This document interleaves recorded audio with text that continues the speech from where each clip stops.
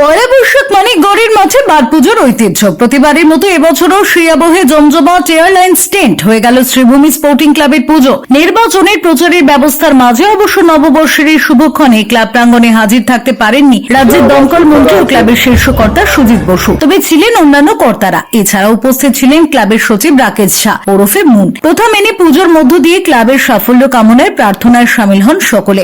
সবাইকে আমার তরফ থেকে নববর্ষের শুভেচ্ছা।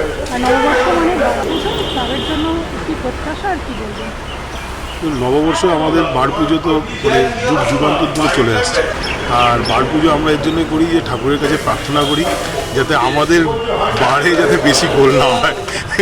তার জন্য ঠাকুরের কাছে প্রার্থনা করলাম। এই বছর শুরু করছি, কারণ আমাদের IWL খেলাটা অলরেডি চলছে, তার সেকেন্ড ইনিংস শুরু হবে 27 তারিখে, মানে আমাদের ফার্স্ট ম্যাচ আছে। আর প্রিমিয়ারও আমাদের 25শে জুন আমাদের প্রিমিয়ারের টিম আছে। ফার্স্ট ডিভিশন এয়ারলাইন্স খেলবে। ঠাকুরের কাছে প্রার্থনা করলাম যে এই বছরটা যাতে সব দিক দিয়ে মিলিয়ে ঝুলিয়ে একটু ভালোভাবে নিজের ক্লাবগুলোকে ঠিক জায়গায় যাতে রাখতে পারে, এটাই ইচ্ছে। নতুন বছর কি শপথ দিলেন? এই শপথ দিলাম যাতে আমার প্রিমিয়ারের টিম শ্রীভূমি ফুটবল ক্লাব যাতে একটু ভালো খেলতে পারে, ভালো রেজাল্ট করে। তো প্রিমিয়ারে আমরা এবার সেকেন্ড ইয়ার যাতে আর একটু ভালোভাবে দক্ষতার সাথে মাঠে একটু খেলা দেখাতে পারি। আর IWL খেলছে আমাদের সিনিয়র টিম মেয়েদের, তাদের যাতে একটু ভালো রেজাল্ট করতে পারে, কারণ আমরা ফার্স্ট হাফে একটু রেজাল্ট খুব একটা ভালো হয়নি।